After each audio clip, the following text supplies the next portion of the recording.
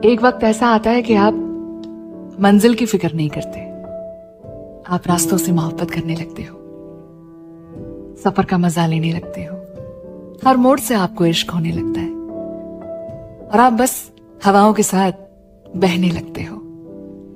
शायद जिंदगी यही है, कहां पहुंचना है, क्या होगा, वहां की फिक्र क्यों करें, क्यों ना अभी जो यहां है इसका मजा लें।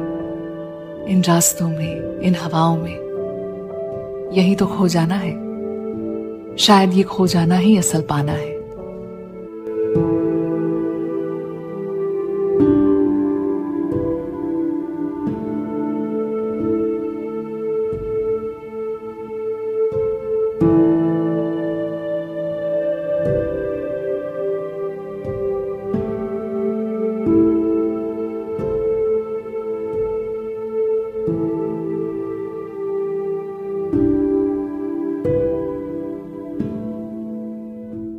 সো বন্ধুরা, ফাইনালি আজকে আমরা বেরিয়ে পড়েছি।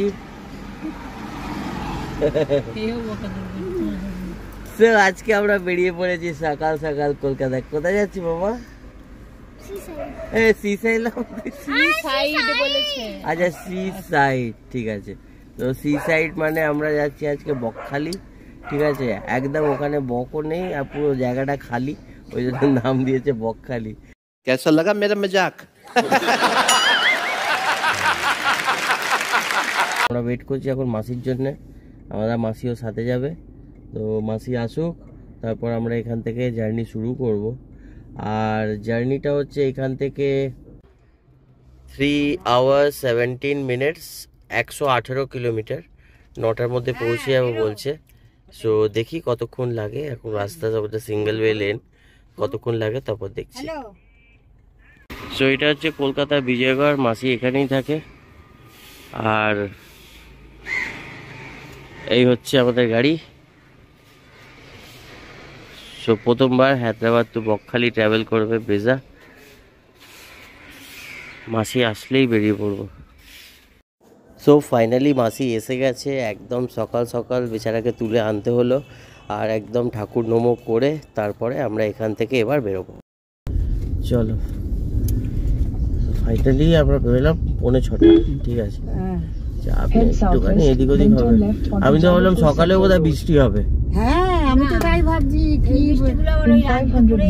কালকে রাত্রিবেলা হয়েছে তাও বাঁচোয়া। হ্যাঁ, হলে ওই আবার ক্যান্সেল করতে হতো, বৃষ্টির মধ্যে তো যাওয়া যেত না। ঠিক আছে, এই ওয়েদারটাই বেশ, এটাই ভালো, ঠান্ডা ঠান্ডা ওয়েদার, একদম একদম ঠিক আছে। অটোগুলো এখানে খুব রাশ যায়। হ্যাঁ, আমার একদিন আমি আর তুমি এখানে আসবো। হ্যাঁ, রাম ঠাকুর, এটা আসবো। হ্যাঁ, রাম ঠাকুর আসবো, খুব ভালো জায়গা। মাছের দোকান বসে গেল তো তাড়াতাড়ি। যাদবপুর আর একটু পরে কিলবিল।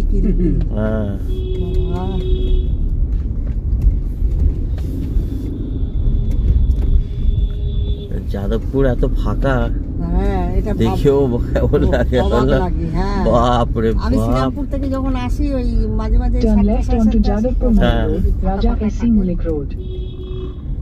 আমার ওদিকে রাত্রি 2টো অবধি কিন্তু সব খোলা। হ্যাঁ, রাতভর খোলা থাকে না, ম্যাক্সিমাম টাইম অবধি। হ্যাঁ।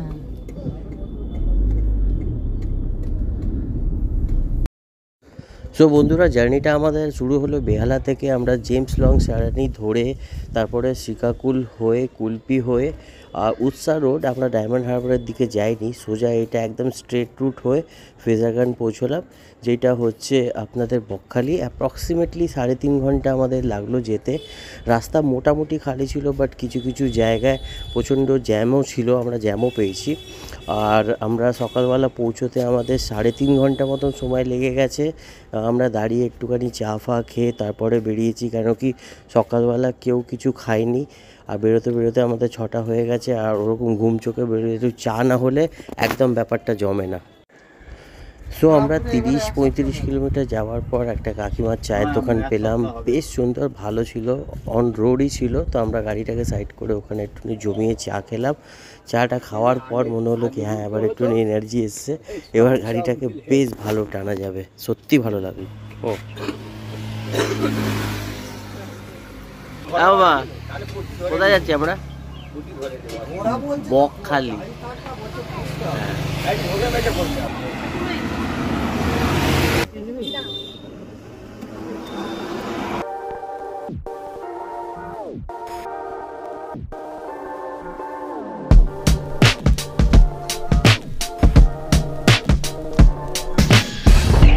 এখান থেকে বললো সিরাকুল থেকে সোজা চলে যেতে, বললো ওই রাস্তাটা ভালো। গুগল ম্যাপটা চালাও তুমি।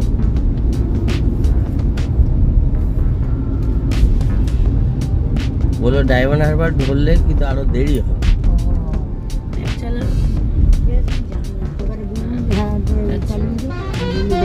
উৎসি রোড দেখাচ্ছে তো, ওখানেই নিয়ে যাবে তোমাকে, সিরাকুল থেকেই নেবে। তুমি বেল্ট বেঁধেছো? হ্যাঁ হ্যাঁ ঠিক আছে। রিসেন্ট উৎসি রোড এই তো দেখাচ্ছে 6.3 কিলোমিটার। উৎসি রোড তো বললো না, উৎসি রোড হয়ে যেতে। ক্লোজ করে দিই।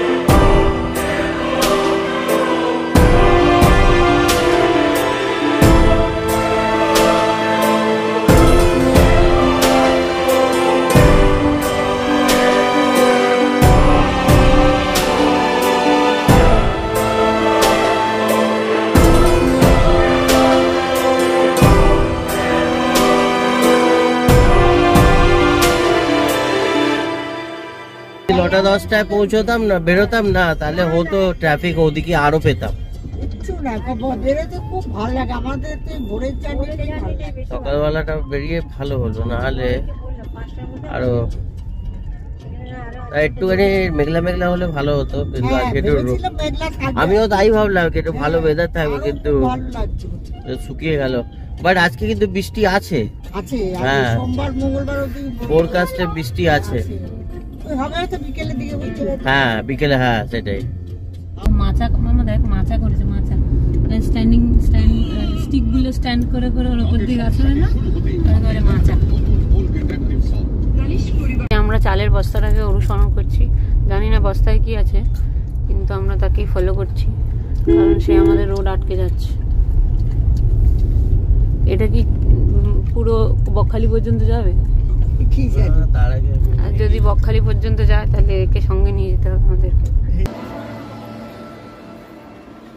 চা হবে? সো বন্ধুরা, আমি এখানে চা খেতে দাঁড়ালাম, ইভেন কি সবাইকে ভাবলাম একটু চা খাইয়ে দিয়ে অলমোস্ট পৌঁছে গেছি। বাট দিদির অমলেট বানানো দেখে আমি আর থাকতে পারলাম না, এটা ভিডিওতে শ্যুট না করলে না ভিডিওটা কীরকম ফাঁকা ফাঁকা লাগছিল। সো দারুণ অমলেট বানালো এখানে দিদি। আর এখানে না দেখলাম মুড়ি, ঘুগনি আর অমলেট লোকে প্রচুর খায়। আই থিঙ্ক এখানে খুব ফেমাস এই ফুডটা। দারুণ ব্যাপারটা দেখে খুব সুন্দর লাগলো। যখন একটুখানি সময় পাওয়া যায় শহর থেকে দূরে, যখনই আমরা গ্রামে ঢুকি, সত্যি দেখে এত ভালো লাগে। একদম ফ্রেশ এয়ার, পাখি পক্ষী, দারুণ ব্যাপারটা, খুব সুন্দর পরিবেশ, খুব সুন্দর। এগোবো? আর 1 ঘন্টা, চলো রেডি। সো বন্ধুরা, আমার এখনও মনে আছে আজ থেকে 10 থেকে 15 বছর আগে যখন আমি বকখালি গেছিলাম, তখন এই ফ্লাইওভারটা ছিল না। আর আমি তখন বাইকে করে নৌকোর ওপর বাইক চাপিয়ে বকখালি যাওয়ার যে একটা মজা ছিল বন্ধুদের সাথে, সেটা আমি জীবনে ভুলবো না। বাট আজকে যখন আমি এখানে গাড়ি নিয়ে আসলাম তখন এই ফ্লাইওভারটা হয়ে গেছে, বেশ সুন্দর ফ্লাইওভার, দারুণ কানেক্টিভিটি করেছে, পুরো রিভারের ওপর থেকে এটা কানেক্ট হয়ে গেছে। আর এত সুন্দরভাবে ক্রস হয়ে যাবে রাস্তাটা বোঝাই যাবে না। It was a great achievement, very nice, very well maintained, খুব সুন্দরভাবে বানিয়েছে এই ব্রিজটা। এখানে একটাই প্রবলেম আছে, একটুখানি টোটো বেশি চলে রাস্তায়, আর বাসগুলো ভীষণ রাফ ড্রাইভিং করে যেহেতু সিঙ্গেল লেন বলে। সো এই জায়গাটাতে একটুখানি আপনাদের সামলে বাইক বা গাড়ি চালাতে হবে, কেন কি একদম সিঙ্গেল লেনে গাড়ি বাইক চালানোটা খুবই রিস্কি। সো যদি ঘুম পায় কোথাও দাঁড়িয়ে যাবেন, দ্যাট ইজ বেটার। নাহলে কোনো রকমভাবেই কিন্তু গাড়ি নিয়ে ঘুম চোখে এগোবেন না। একটুখানি এদিক ওদিক লেন হলেই তখন কিন্তু অ্যাক্সিডেন্ট হওয়ার চান্স ফুল বেড়ে যায়। এটা কিন্তু একটুখানি মাথায় রেখে তবে এগোবেন। আর পুরো জার্নিটাতে এই একটাই টোল আছে, যেটা নামখানা টোল, আর খুবই সামান্য 15 টাকার টোল ট্যাক্স নিয়েছে এখান থেকে। So which is okay, required, কেন কি এত সুন্দর একটা ফ্লাইওভার যখন মেনটেন করছে একটুখানি টোল তো নিতেই হবে, না হলে মেনটেনেন্স বেরোবে না, কস্টিং বেরোবে না, উইচ ইজ ফেয়ার এনাফ, কোনো প্রবলেম নেই। আর এই ব্রিজটা ক্রস করার পরই আমরা অলমোস্ট বকখালি ঢুকে গেছি। আর এখন আমরা যাব নিজের হোটেলে গিয়ে চেকিং করব। হোটেলের চেকিংয়ের টাইম হচ্ছে 12টা, আর আমরা ঠিক টাইম মতনই বকখালিতে এন্ট্রি করেছি।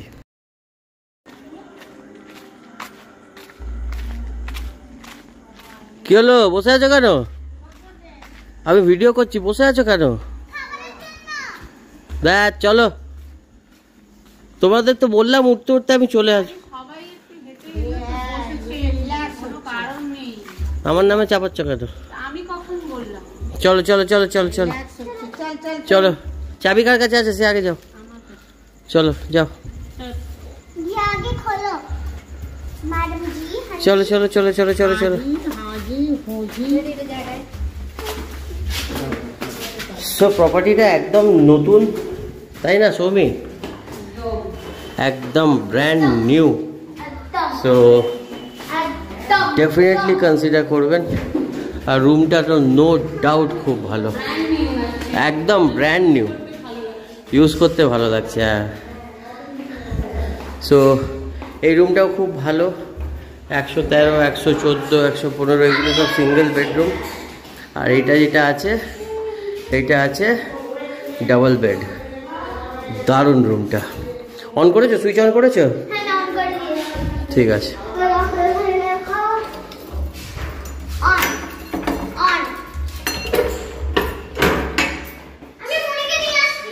এই দেখুন, জুতোগুলো বাইরে খুলে দিই, ঘরটা এত পরিষ্কার ঘর।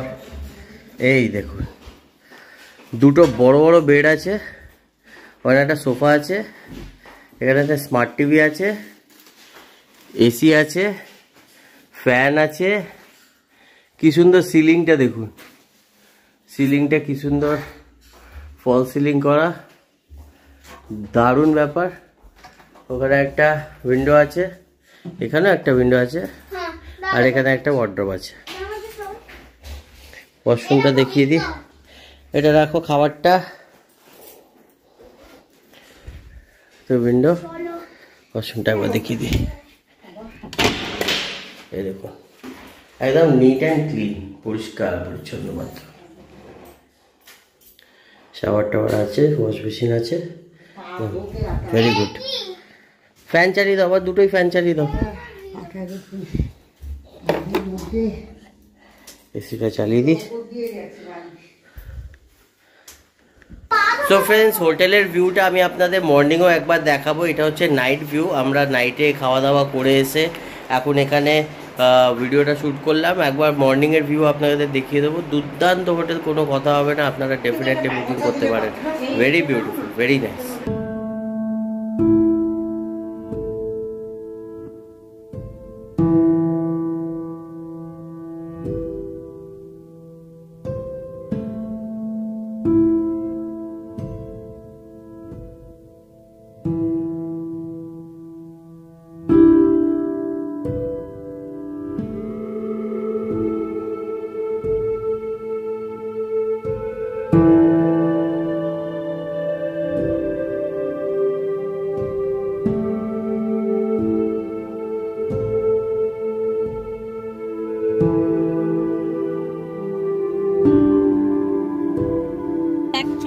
হাত দে, তাড়াতাড়ি দে। চলো চলো চলো চলো চলো চলো।